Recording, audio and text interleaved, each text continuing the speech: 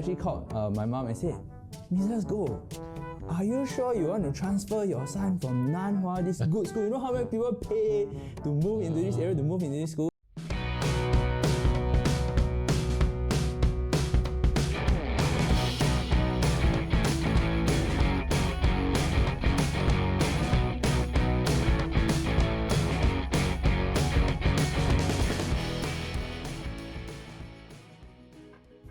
Hi, this is Edmund from Singapore Real Estate Insider, and today we are welcoming a very special guest here, Nathaniel. Hi guys, my name is Nathaniel. So I've actually been in business since 2020, and I started right after I graduated from school.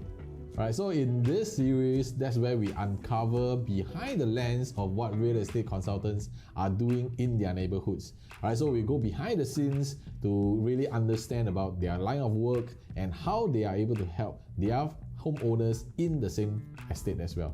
So Nat, maybe you want to share with every one of us a little bit of something that you have not shared with much people before, and we really want to know about it. Okay, I think something that was that's interesting. I thought I come from a family of 4 boys, right? The interesting thing is that me and my brothers all went to the same primary school, which is in Zhenghua. If you're familiar with the Bukit Panjang, Choa Chu Kang area, right? The interesting story, right, is that initially my oldest brother, he wasn't from Zhenghua. He was from, I think it was Nanhua. So it was a great school, right? And when he transferred over to, when my parents moved over to Choa Chu Kang area, and they were looking for a school in the area, and my brother was going to transfer to Zhenghua, the principal actually called my mom and said, Mrs. Goh, are you sure you want to transfer your son from Nanhua, this good school? You know how many people pay to move into this area, to move into this school, and then you want to move into Zhenghua? Yeah, but my parents still went ahead to do it, and I mean, I think it was a good choice, because sometimes when I had no money, sometimes I forgot to bring pocket money, I would walk home or run home also with my school bag. So that's something interesting. So it's practically where you stay and your school is just walking distance. The interesting thing is that it's not walking distance, it's I think 4 bus stops, or 4 or 5 bus stops. Alright, so Nat, maybe you can share with us a little bit of where is your focus right now in the business?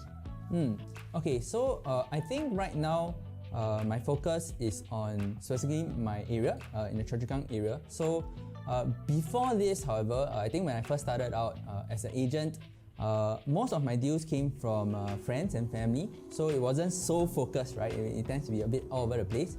But the crowd that seems to work with the most, and I have like the best time working with, is people around my age. I think I relate to them pretty well, because we are in similar stage of life. Being able to advise them and giving them an overview of things, I think that really value adds to them. But right now, where I'm focusing is really on my area in Choa Chu Kang. I think that I have a special passion for Choa Chu Kang area, having grown up here all these years, and I think that the people in Choa Chu Kang also are, Choa Chu Kang and Bukit Panjang area they really like their area, and they're very friendly also. So I'm looking forward to focusing in this area and developing, making Choa Chu Kang my area. Yeah. Alright, so my understanding is, prior to coming into this business, you're actually a NUS graduate. Yeah, that's right. So what makes you study for so many years and come into this business? Okay, thanks for pointing out. Yeah, I did study in NUS, and I did study real estate specifically. Oh, okay. Yeah, so the reason why so property agency is a related, in a related field. Correct. But when I entered university, my plan was not to become a property agent, right? Oh, so yeah. What happened? What changed? What changed, right? So I think that going through the course, or going through 4 years of real estate course in NUS, we did have opportunities to do internships and try out different working experiences, which I was very thankful and grateful for. And I think one of the prestigious roles that I think real estate graduates can go towards is working for real estate funds, things like REITs, or working for developers in their asset management team or acquisitions team to look at new projects to purchase. I did do an internship there in one of these fund houses or developers. But what I realized is that whilst it was quite interesting and challenging, one element that was missing for me was people interaction. Okay. Yeah, so just to share some insights, like we used to do a lot of data and projections in terms of investment returns for property, which is great and interesting. But I realized that in the next 10 to 15 years, when I was looking up the hierarchy, right, who are the people that in the company that get to talk to people and get to talk to clients and make deals happen? True. It's not me, and I was gonna have to wait like 10 to 15 years before I got to talk to someone. So you're kind of behind the scene. Yeah, I was, it's not a client facing, and I think that was something that pushed me in a different direction.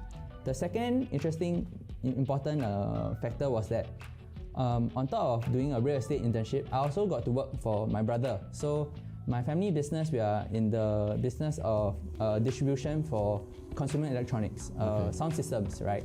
And so one of the holidays, I asked my brother, hey, Goh, can I work for you? Because I just wanted to try what sales is like. Plus, I also don't mind earning some pocket money lah.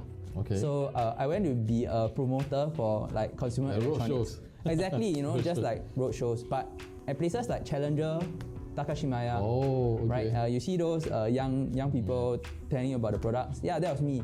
But the interesting thing is that I realized I really liked it because talking to customers about the product, understanding their needs, and then finding something that really fits it, really gave me a lot of satisfaction. That's the first thing.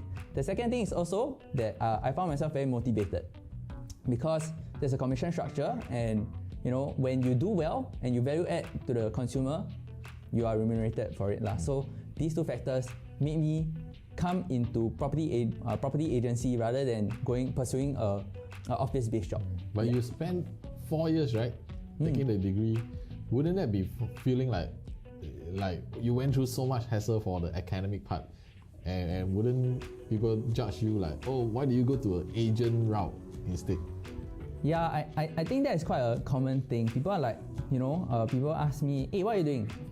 And when I tell them, oh, I'm in the real estate business, I'm doing property agency or property sales, they're like, huh?